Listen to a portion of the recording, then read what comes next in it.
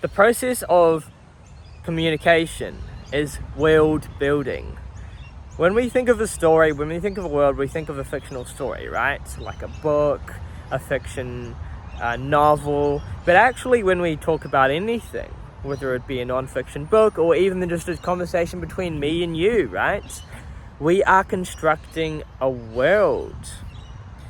This world is created through the words, the sentences, and the various descriptive ways of describing it. So it could be as simple as me and you talking about going to the movies. Very simple example. But what you might notice is that the words we use, these are abstractions to represent something. Let's say we're talking about a dog. The word dog could mean many different things. There are many different types of dogs, right? So the word is an abstraction. The word points to or represents something.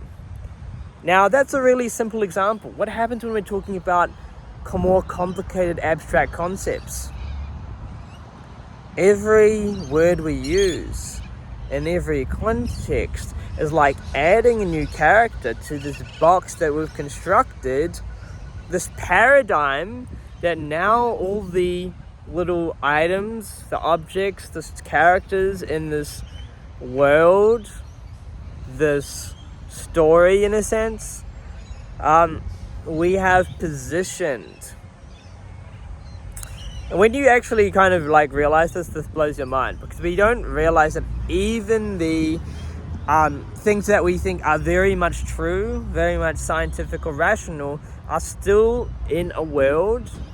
This is a mind-created illusory world. Now, it may represent something in the world that's actually pretty accurate, right? It might be like a model of physics, a model of how planets move around the solar system. It's very accurate. It can be very accurate to help us, to benefit us.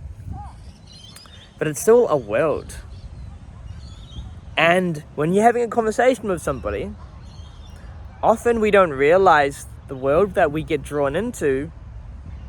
And in this world, which is actually a box, it's a form of a bounding, where we've started to implicitly, usually implicitly, sometimes explicitly, but usually implicitly define the rules. Now, this is useful in communication because, like, let's say we're talking about something. We're talking about the scientific method, and we're saying, hey, here are the rules. And if I'm going to be talking about some mumbo jumbo, you can be like, no, that infringes on these principles. That's unscientific. So now we can say, we can have a communication and we can kind of play by these rules, right? And this benefits us in that mutual communication.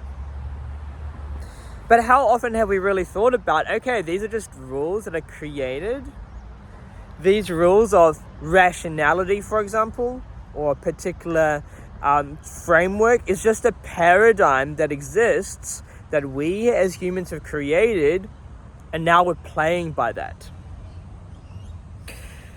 But this bounds us in the sense that if we can't see beyond this box, or we are communicating with somebody else and immediately we've just decided, the world that you've constructed is the right world.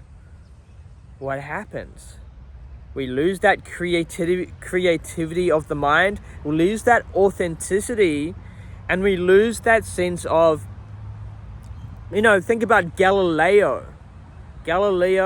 He talked about how the earth moved around the sun, or the sun moves around the earth. I don't even know what it was, or the word was flat and it's not flat. Anyway, people persecuted him because he stood against the world's view of the time, which is that, some scientific thing. I think it might have been the world wasn't flat, and a whole bunch of other things, right? And later on, they found out he was actually right. And so their method of deriving what is true wasn't the most accurate world view. But Galileo at the time was able to step out of the bonds and confines of that built world and communicate his own logic.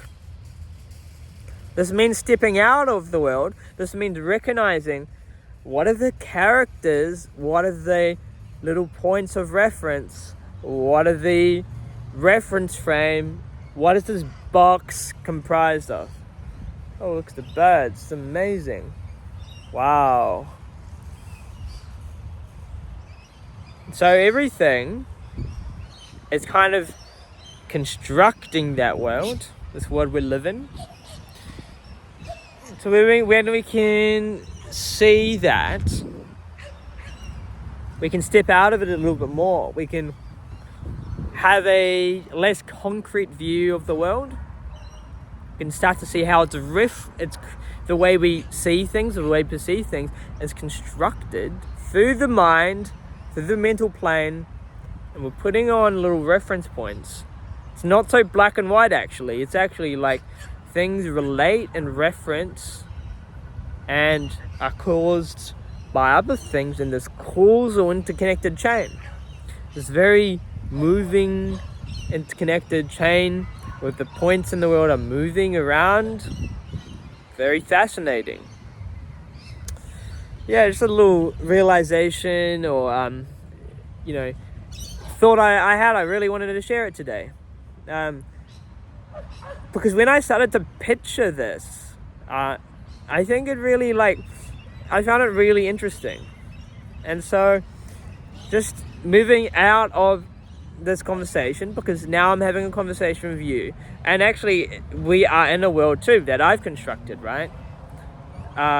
So even this interaction here is a constructed world. So think about how every video you watch is at a certain paradigm. It's at a certain understanding.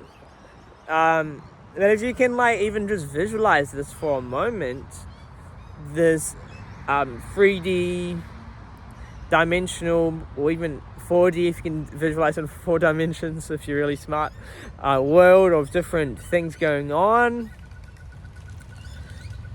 And then you can kind of see, wow, visually, these thoughts that I'm having, these are fabricated artificial thoughts. They point to something. They may be very good at pointing to something. It has a benefit. But it's still pointing to something. What's it pointing to? What is it pointing to? And what does that tell you about communication? What does that tell you about the nature of how we perceive things, how we understand things, how we think about things? Very interesting. So if you had any thoughts on this, let me know down below. I'm very curious to hear. I'm also open to podcasts, collaborations, or anything else. Catch you later.